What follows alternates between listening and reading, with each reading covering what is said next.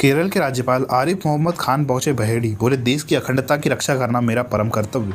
खबर उत्तर प्रदेश के जनपद बरेली के विधानसभा क्षेत्र बहेड़ी से है, जहां चार्जशीट गांव स्थित वरिष्ठ समाजसेवी नवाब दाशिद खान के मैंगो गार्डन पर केरल के राज्यपाल आरिफ मोहम्मद खान पहुंचे। जहां मीरगंज विधायक डॉक्टर DC वर्मा, नवाबगंज विधायक MP आर्य, MLC किच्चा कुंवर महाराज सिंह, किच्चा के पूर्व विधायक राजेश शुक्ला सहित बरेली के तमाम अधिकारियों ने उनका जोरदार स्वागत किया। पुलिस की सुरक्षा व्यवस्था के दौरान छत्तीसगढ़ पुलिस द्वारा उन्हें गार्ड ऑफ ऑनर दिया गया। प्रेस वार्ता के दौरान उन्होंने पत्रकारों को बताया कि पौने 3 साल से हमारे ऊपर व्यक्तिगत हमले हो रहे हैं। केरल के वित्त मंत्री द्वारा जब राज्यपाल के पद पर हमला हुआ तो उन्होंने विरोध किया। राज्यपाल ने केरल में कई विश्वविद्यालय के BC को नोटिस देते हुए मामले में बताया कि उनकी नियुक्ति सही नहीं है। ऐसे में उनको नोटिस जारी कर 3 नवंबर तक जवाब मांगा गया है। बहेड़ी से हमारे संवाददाता रामाशंकर की खास रिपोर्ट। मेरा काम ही, मेरी ओथ ही ये है, तो मैं इन्होंने चूंकि ऐसी बात कही है जो देश की एकता को चैलेंज करती है, चुनौती देती है, लिहाजा मैं अपना प्लेजर विड्रॉ कर रहा हूँ। अब उसका क्या करें आप? कायदे में तो अगर गवर्नर ने प्लेजर विड्रॉ किया है तो चीफ मिनिस्टर को रिकमेंड करना चाहिए कि उसको बर्खास्त करें। जी, आप नहीं करते तो ना करें, लेकिन पूरे देश को जानकारी देना तो मेरा फर्ज है। जी, वो मैंने कर दिया।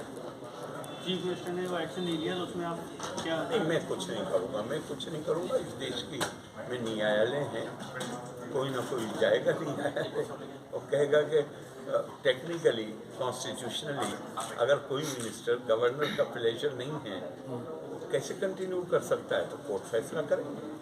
ये एक नई परिपाटी शुरू हो जाएगी कि राज्यपाल के खिलाफ बयान देना या उस पर फिर मिनिस्टर को? आप कैसे, आप चीफ मिनिस्टर, जो मैं प्रधानमंत्री से मैंने डिसएग्री किया तो मैं मिनिस्टर रहते हुए उनके खिलाफ बोलता नहीं? पहले मैंने इस्तीफा दिया और तब मैंने कैंपेन चलाया पूरा। जी, भाई एक लोकतंत्र में कुछ मर्यादाएं होती हैं। आप अगर हेड ऑफ गवर्नमेंट के खिलाफ नहीं बोल सकते तो हेड ऑफ द स्टेट के खिलाफ कैसे बोलेंगे?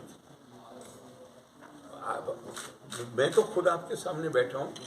मैंने 86 में केंद्रीय सरकार से इस्तीफा दिया, चूंकि मैं एग्री नहीं करता था और मुझे क्रिटिसाइज करना था, लेकिन मैंने सरकार में रहते हुए थोड़ी क्रिटिसाइज किया, सरकार छोड़ के क्रिटिसाइज किया।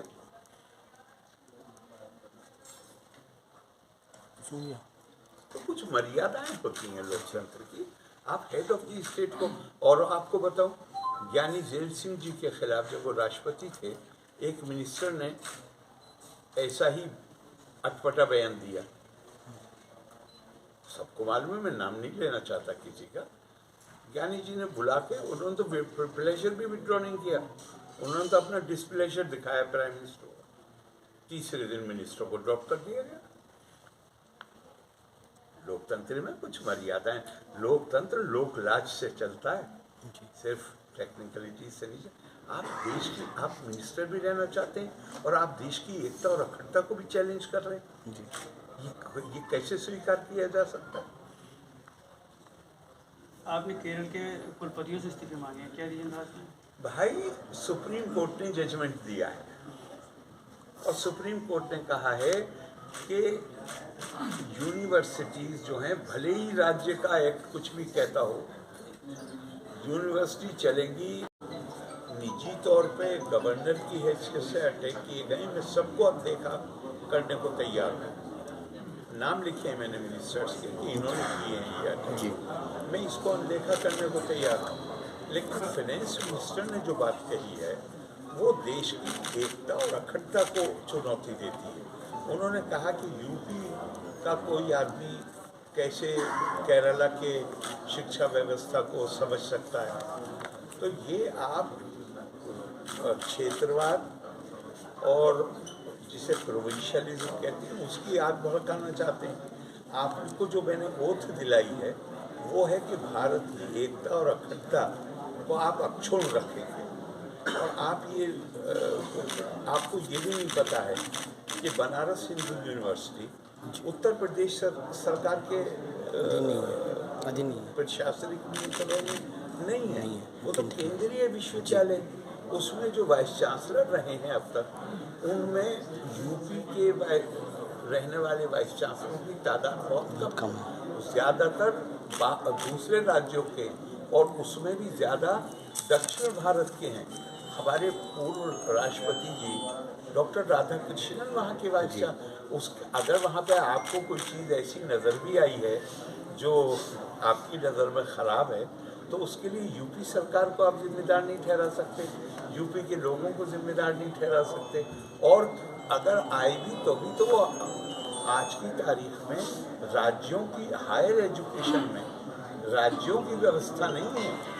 आज हर चीज़ कंट्रोल होती है यूजीसी के रेगुलेशन से, पूरे देश में व्यवस्था एक है, आप उसको बांटने की कोशिश कर रहे हैं। तो मैंने कहा ये बयान दे, मैं जिन्होंने मेरे ऊपर अटैक किया है उसको मैं अनदेखा कर दूँगा, लेकिन जो भारत की एकता और अखंडता पर अटैक करेगा उसको मैं अनदेखा नहीं करूँगा।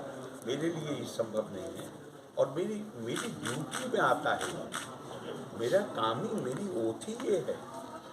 तो मैं, इन्होंने चूँकि ऐसी बात कही है जो देश की एकता को चैलेंज करती है, चुनौती देती है, लिहाजा मैं अपना प्लेजर विड्रॉ कर रहा हूँ। अब उसका क्या करें आप?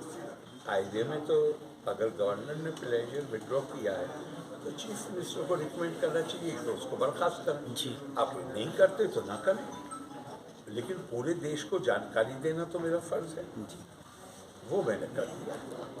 चीफ मिनिस्टर ने वो एक्शन ले लिया तो उसमें आप क्या? नहीं, मैं कुछ नहीं करूँगा, मैं कुछ नहीं करूँगा। इस देश की में न्यायालय हैं, कोई ना कोई जाएगा न्यायालय,